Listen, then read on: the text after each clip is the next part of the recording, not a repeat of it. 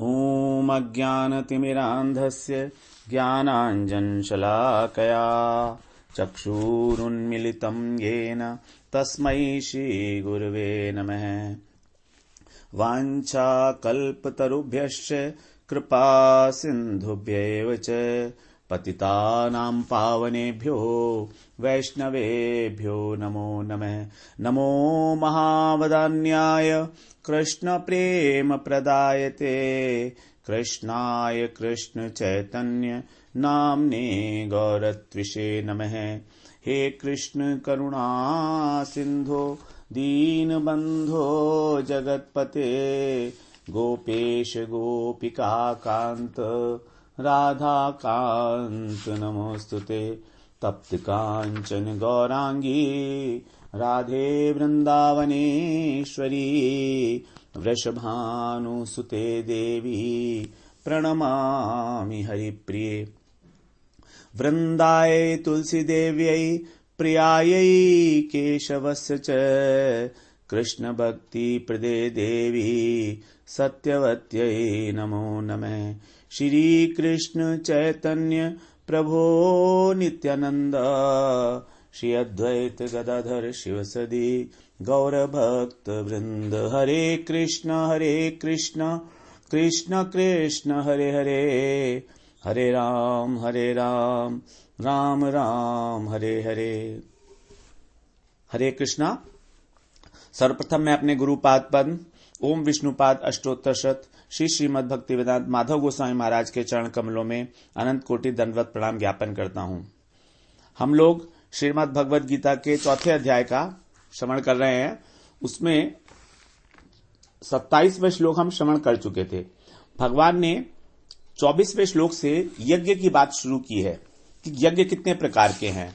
तो भगवान यहां पर प्रधान यज्ञों का वर्णन कर रहे हैं और प्रधान यज्ञों का वर्णन करते हुए 12 प्रकार के यज्ञ भगवान बता रहे हैं। उसमें हम लोग अभी तक 6 यज्ञों के बारे में श्रवण कर चुके हैं, 24, 25, 26 और 27, 4 श्लोकों में। तो पहला यज्ञ बताया था भगवान ने ब्रह्म दर्शन रूप यज्ञ। ब्रह्म दर्शन रूप अर्थात प्रत्येक कर्म में, कर्ता में, करण में, क्रिया में, पदार्थ में, सब में ही ब्रह्म का अनुभव करना, इसको बताया था ब्रह्म दर्शन। दूसरा बताया था देव पूजन रूप यज्ञ। इसमें सभी क्रियाएं और पदार्थों को ब्रह्म से भिन्न अन्य देवी देवताओं को समर्पण करना, लेकिन निष्काम भाव से, तभी ये यज्ञ कहलाएगा। तीसरा बताया था ब्रह्म जीव अभेद दर्शन रूप यज्ञ, अर्थात ब्रह्म और जीव में एकत्व की भावना करना, यह मानना कि ब्रह्म ही माया से बद्ध होकर जीव बन गया है और जीव जब माया से मुक्त हो जाएगा तो ब्रह्म में लीन हो जाएगा। दोनों में अभेद है, स्वरूपतः है। चौथा बताया था इंद्रिय संयम रूप यज्ञ, अर्थात इंद्रियों को उनके विषयों में प्रवृत्त नहीं होने देना, इंद्रियों को संयमित करना। और पांचवा बताया था विषय हवन रूप यज्ञ। यहां पर विषय हवन में विषयों का इंद्रियों से संयोग हो रहा है, होने पर भी इंद्रियों में किसी प्रकार का विकार, राग, द्वेष इत्यादि उत्पन्न न होना, इसको बोला था विषय हवन रूप यज्ञ। और छठा बताया था आत्म संयम रूप। यहां पर मन और बुद्धि के सहित जितनी भी हमारी इंद्रियां हैं, उनकी क्रियाएं और प्राणों की क्रियाएं दोनों को रोककर समाधि के अंदर स्थित हो जाना, आत्म संयम।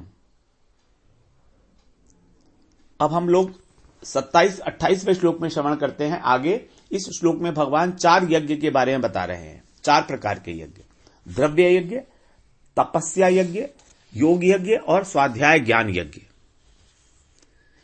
तो यहां बता रहे हैं द्रव्य यज्ञास्तपो यज्ञ योग यज्ञास्तथा परे स्वाध्याय ज्ञान यज्ञश्च यतः संशित व्रतः।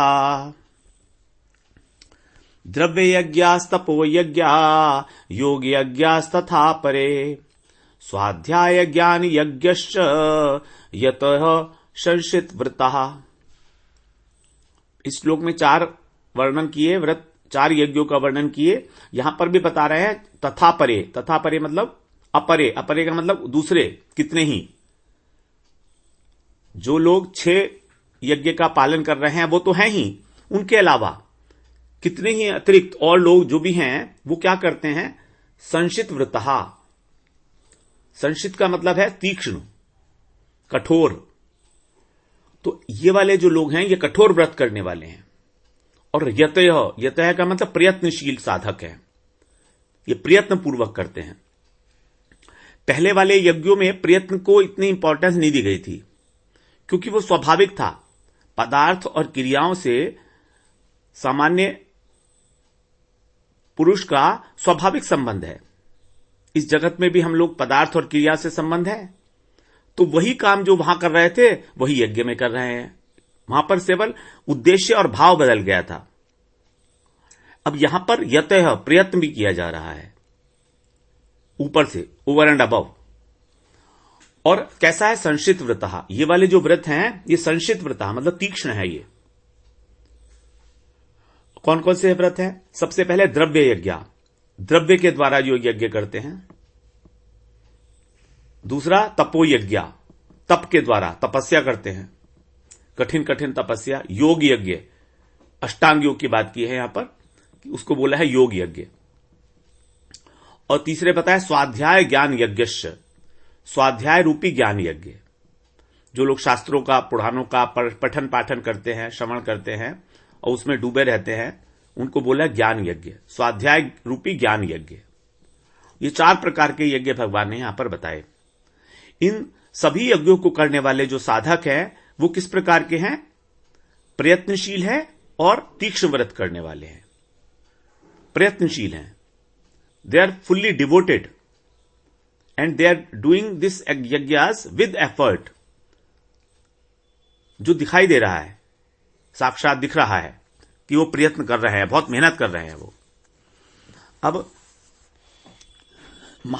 इसमें जो संशित व्रता है, जो व्रत होता है, एक महाव्रत कहा जाता है। शास्त्रों में एक उल्लेख है महाव्रत का। महाव्रत के अंदर 5 साधन होते हैं जिनको अष्टांग योग में यम कहा गया है। जैसे अष्टांग योग के जो 8 साधन हैं उसमें सबसे पहला साधन आता है यम। यम, नियम, आसन, प्राणायाम, प्रत्याहार, धारणा, ध्यान, समाधि। तो इसमें सबसे पहला जो साधन है यम, उस यम को ही महाव्रत कहा गया है शास्त्रों में। और इसका उद्देश्य है कि इसका पालन करके संसार से विरक्त हो जाए। ये यम क्या है? 5, अहिंसा, सत्य, अस्तेय, अस्तेय का मतलब चोरी न करना, ब्रह्मचर्य और अपरिग्रह। ये 5 यम हैं। अगर हम इनका पालन करते हैं तो संसार से विरक्ति हो जाएगी। अपरिग्रह का मतलब संचय ना करना, संग्रह ना करना। तो अहिंसा, अस्तेय और अपरिग्रह ये निषेधात्मक हैं। अहिंसा का मतलब हिंसा नहीं करना। हिंसा कौन सी? मन से, शरीर से और वाणी से, किसी भी प्रकार की हिंसा। हम लोग सिर्फ शरीर की हिंसा को हिंसा समझते हैं, ऐसा नहीं है। हम लोग वाणी से ज्यादा हिंसा करते हैं और मन से तो बहुत अधिक हिंसा करते हैं। मन से किसी के बारे में गलत सोचना भी हिंसा है, जो कि हम सोचते ही रहते हैं। तो सत्य और ब्रह्मचर्य ये दोनों तो विधि मूलक हो गए, और 3 जो है इसमें अहिंसा, अस्तेय और अपरिग्रह ये निषेध मूलक हो गए कि हिंसा का त्याग, चोरी का त्याग और अपरिग्रह, अपरिग्रह मतलब संग्रह का त्याग। इनका उद्देश्य यही था कि संसार से धीरे धीरे विरक्ति हो जाएगी। इसीलिए इस महाव्रत को करने वाले को कहा गया संशित व्रता।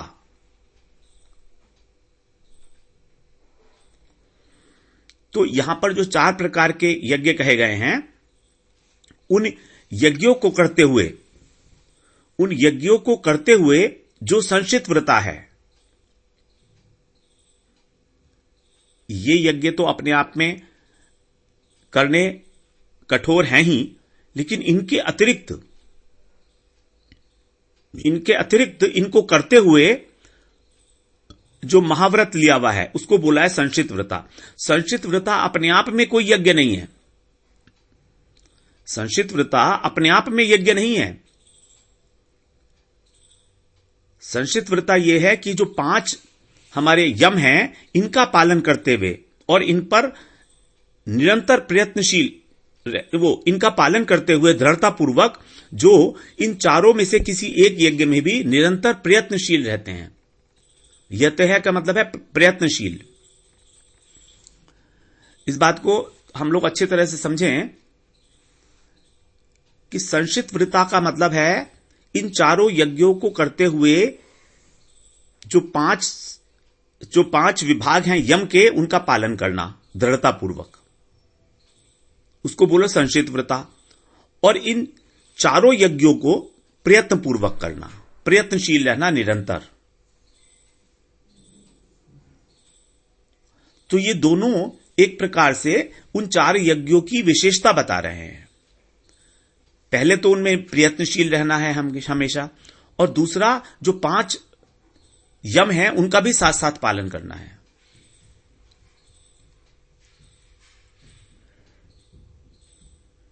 तो यहां पर जो यतः शब्द है, ये क्योंकि संशित व्रता के साथ यज्ञ शब्द नहीं आया यहां पर। देखिए, पहले बताया भगवान ने द्रव्य यज्ञ अर्थात द्रव्य रूपी यज्ञ, तपो यज्ञ अर्थात तप रूपी यज्ञ, योग यज्ञ अर्थात योग रूपी यज्ञ, स्वाध्याय ज्ञान यज्ञ अर्थात स्वाध्याय ज्ञान रूपी यज्ञ। उसके बाद बोले यतः संशित व्रता।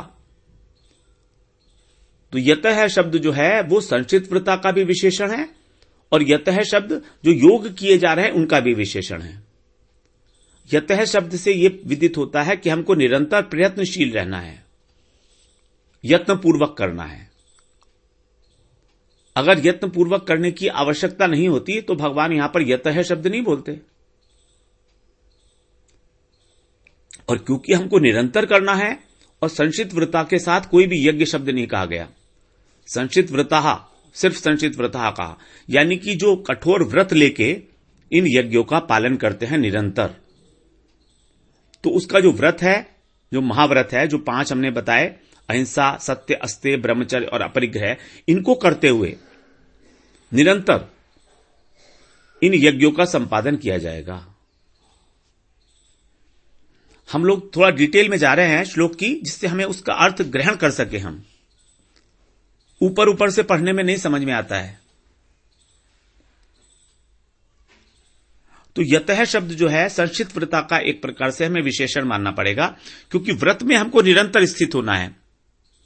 हमने अभी बोला कि यतः शब्द को विशेषण मान लिया जाए संशित व्रता का, और अभी बोला था कि इस यज्ञ का भी विशेषण मान लिया जाए, लेकिन वो नहीं मान सकते, क्योंकि द्रव्य यज्ञ जो है वो निरंतर नहीं कर सकते, 24 घंटे नहीं कर सकते उसको हम, उसके लिए एक स्पेसिफिक टाइम ही होगा।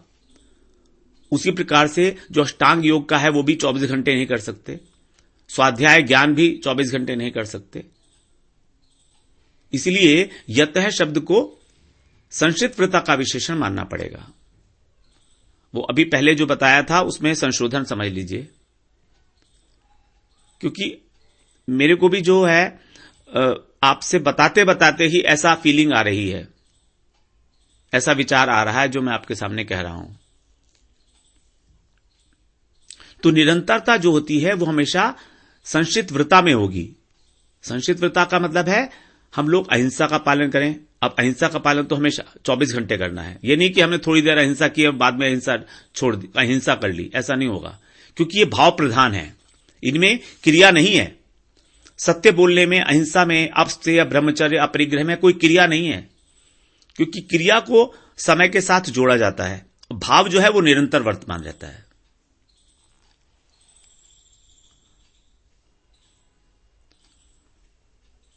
तो इस प्रकार से क्योंकि संशित व्रता के साथ यज्ञ शब्द नहीं आया है, इसलिए यहां पर 4 यज्ञ बताए गए हैं प्रधान: द्रव्य यज्ञ, तप रूपी यज्ञ, योग यज्ञ और स्वाध्याय ज्ञान रूपी यज्ञ। अब हम लोग बात करते हैं सबसे पहले 7वें यज्ञ की। 6 हमने पहले श्रवण कर चुके हैं 4 श्लोकों में। अब 7वें यज्ञ की बात करते हैं, वो द्रव्य यज्ञ। ये द्रव्य यज्ञ क्या है? द्रव्य का मतलब होता है पदार्थ, सब्सटेंस, वस्तु।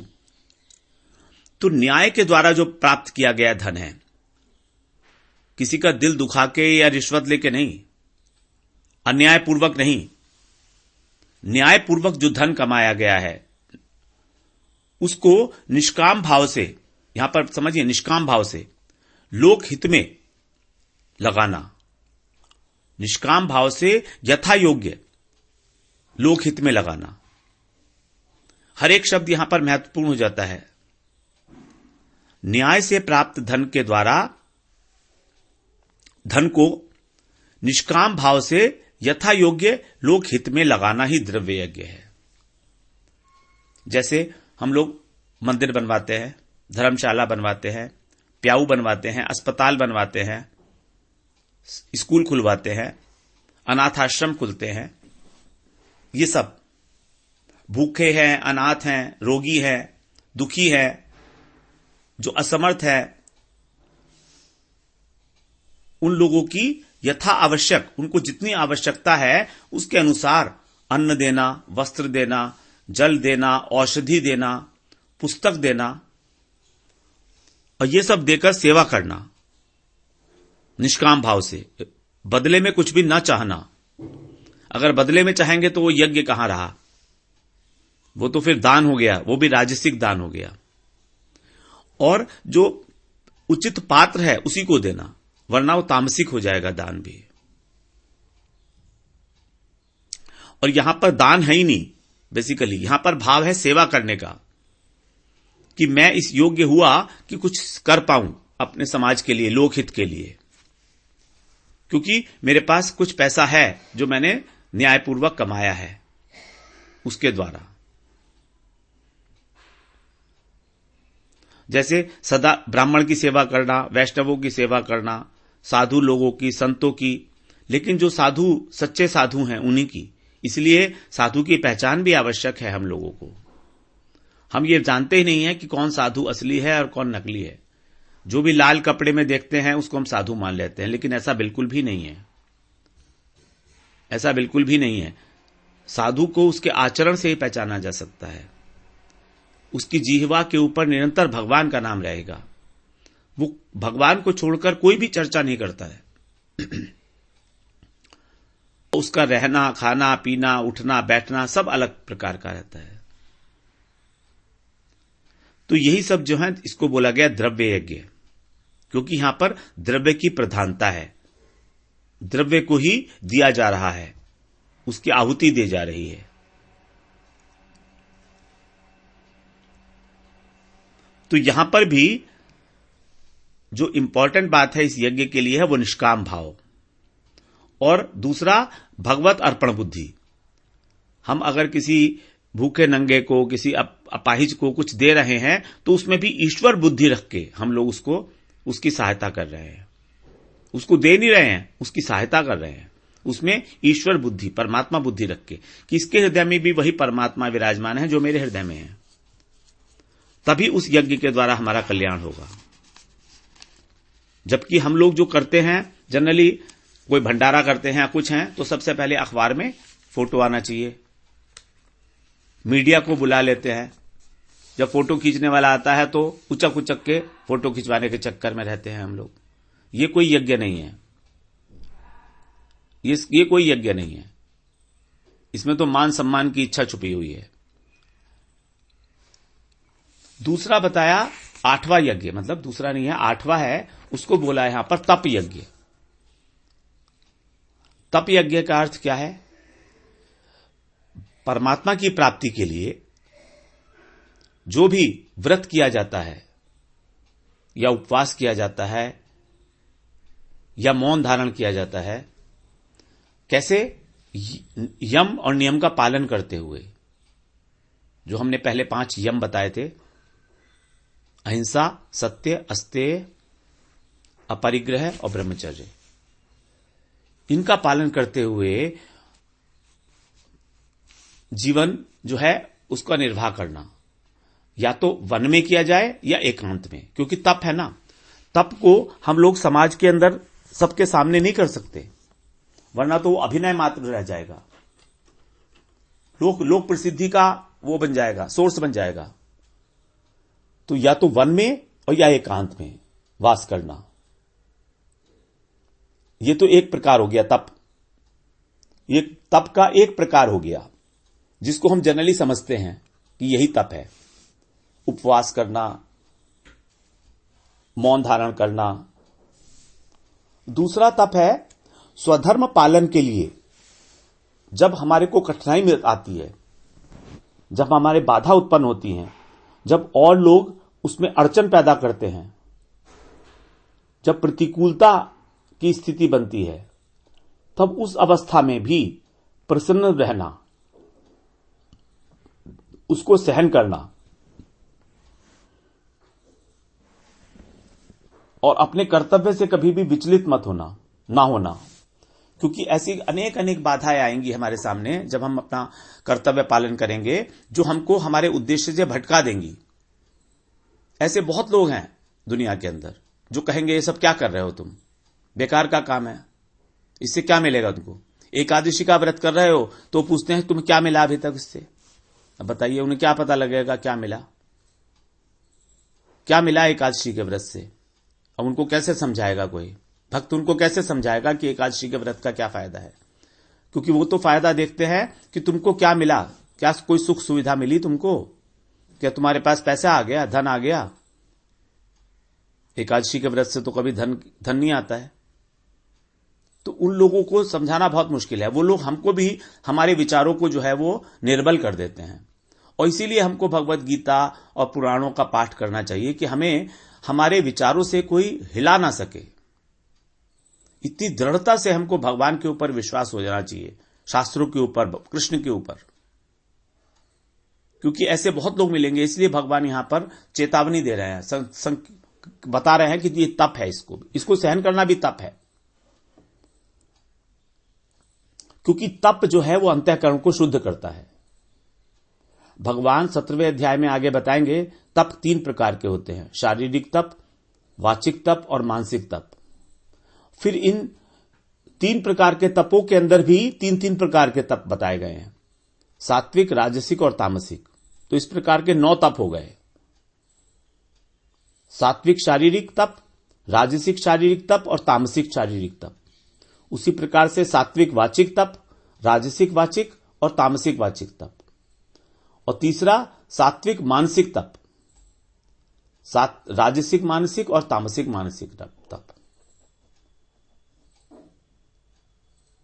इसमें से जो सात्विक तप है वही कल्याणकारी है, चाहे वो शारीरिक हो या वाचिक हो या मानसिक हो। और सात्विक मानसिक तप जो है वो सबसे श्रेष्ठ है, क्योंकि शरीर से वाणी श्रेष्ठ है और वाणी से मन श्रेष्ठ है।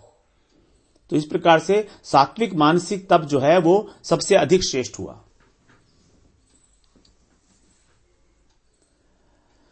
तो इस प्रकार से हमें समझना चाहिए इसको। मनु संहिता में अनेक प्रकार के तपों का वर्णन किया गया है। मनु संहिता, क्योंकि मनु संहिता एक ऐसा ग्रंथ है जिसमें मानव समाज में किस प्रकार का कर्तव्य है हमारा, और उन कर्तव्य को करके किस प्रकार से क्रमशः प्रत्येक व्यक्ति उन्नति को प्राप्त कर सकता है, इस बात का बहुत अच्छी तरह से विवेचन किया गया है मनु संहिता के अंदर, मनु स्मृति में।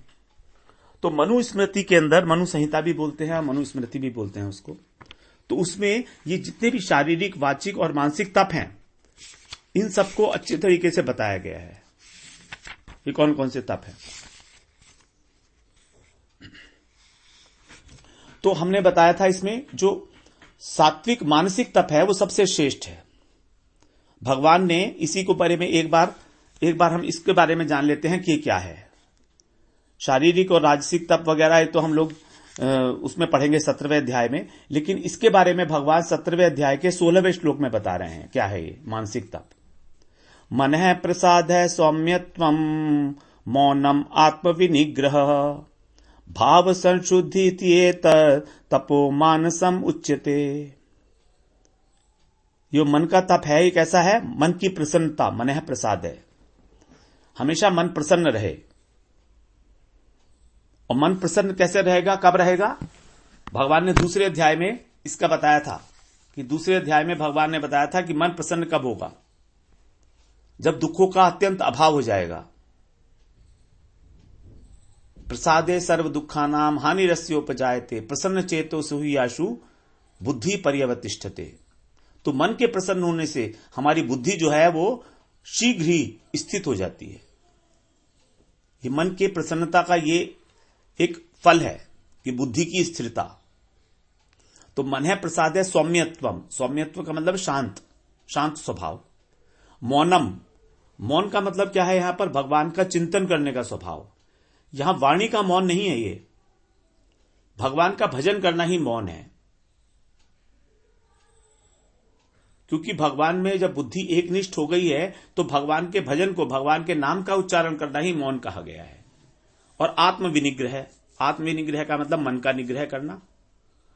फिर भाव संशुद्धि, यह सबसे इंपॉर्टेंट है। भाव संशुद्धि का मतलब है अंतःकरण की पवित्रता। हमारा मन, बुद्धि, अहंकार और चित्त, उसमें किसी भी प्रकार का कोई विकार, कोई अनर्थ ना हो। काम, क्रोध, लोभ, मोह आदि से मुक्त। भाव संशुद्धि इति एतत् तपो मानसम उच्यते, इसको मानसिक तप कहा जाता है। तो इस प्रकार से मनु संहिता में अनेक प्रकार के जो तपस्या रूपी यज्ञ बताए गए हैं, उसमें कुछ यज्ञ हैं जो बहुत कठोर व्रत है। जैसे चंद्रायण व्रत। चंद्रायण व्रत होता है, उसमें क्या होता है कि दिन में 3 बार स्नान करके, प्रातःकाल, मध्याह्न काल और संध्या को 3 बार स्नान करके पूर्णिमा के दिन 15 ग्रास भोजन करा जाता है। 15 ग्रास पूर्णिमा के दिन। और उसके बाद पूर्णिमा के अगले दिन आता है प्रतिपदा। प्रतिपदा से फिर एक एक ग्रास कम करते जाएंगे। प्रतिपदा को 14, द्वितीया को 13, तृतीया को 12, चतुर्थी को 11, इस प्रकार से एक एक ग्रास कम करते जाएंगे। पूर्णिमा को भरपूर भोजन नहीं, 15 ग्रास। भरपूर भोजन तो बहुत, और वो भी एक बार।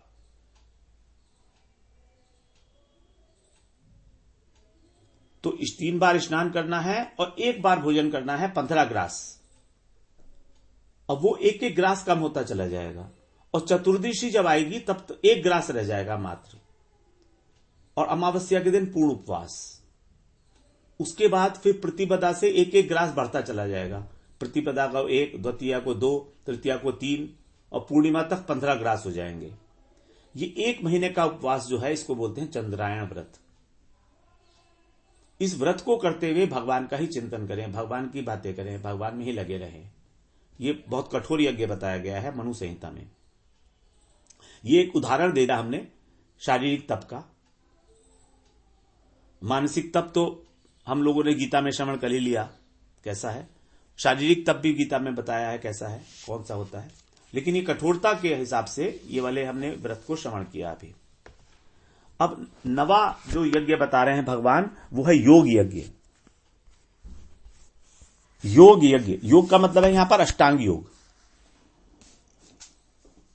जिसमें 8 साधन हैं। उन 8 साधनों में से पहले 5 बहिरंग साधन है और बाद के 3 अंतरंग साधन है। जैसे यम, नियम, आसन, प्राणायाम और प्रत्याहार, ये 5 है बहिरंग साधन। और धारणा, ध्यान और समाधि, ये है अंतरंग साधन। तो 5 प्रकार के नियम हम लोग श्रवण कर चुके पहले। यम, नियम ने यम, अहिंसा, सत्य, अस्तेय, ब्रह्मचर्य और अपरिग्रह। और नियम है शौच, संतोष, तप, स्वाध्याय और ईश्वर प्राणिधान। हम लोग इसमें अभी डिटेल में नहीं जाएंगे, क्योंकि अष्टांग योग के बारे में हम लोग पहले श्रवण कराए हैं। वैष्णव तत्व के अंदर हम लोगों ने अष्टांग योग की बहुत विशद व्याख्या की थी। वहां पर एक लेसन पूरा अष्टांग योग के ऊपर ही था, इसलिए हम लोग यहां पर श्रवण नहीं करेंगे दोबारा से, क्योंकि इसके अंदर फिर बहुत डिटेलिंग हो जाएगी। हर एक के अलग अलग पार्ट्स होंगे। तो यम, नियम, आसन, प्राणायाम, प्रत्याहार, ध्यान, धारणा, समाधि। तो धारणा, ध्यान, समाधि अंतरंग साधन हो गए और बाह्य साधन हो गए यम, नियम, आसन, प्राणायाम और प्रत्याहार। जब हम इन साधन को करते हैं तभी हमारा ध्यान लगेगा। अभी जो आजकल के समय में जो ध्यान हो रहा है वो सब खोखला ध्यान है, 1 मिनट भी ध्यान नहीं लगता है। जब वरना अष्टांग योग में 7वां जो चरण है उसको पतंजलि ऋषि ने ध्यान बोला है, वरना वो सबसे पहले ध्यान से शुरू नहीं कर देते। तो ये कलयुग की महिमा है कि वो सीधे डायरेक्ट ध्यान के ऊपर ही जाते हैं, जिसको मेडिटेशन बोलते हैं। इस मेडिटेशन से थोड़ा सा रिलीफ मिलता है मेंटली, ब्लड प्रेशर डाउन हो जाएगा, थोड़ी शांति सी मिल जाएगी आंख बंद करके आधा घंटे बैठेंगे तो। और इससे अधिक कोई कल्याण नहीं होने वाला, आत्मा का उद्धार नहीं होने वाला इसमें किसी भी प्रकार से। हम लोग फिर आगे स्वाध्याय ज्ञान यज्ञ की चर्चा अगले वाले उसमें करते हैं। वांछा कल्पतरुभ्यश्च कृपा सिंधुभ्येव च पतितानां पावनेभ्यो वैष्णवेभ्यो नमो नमः।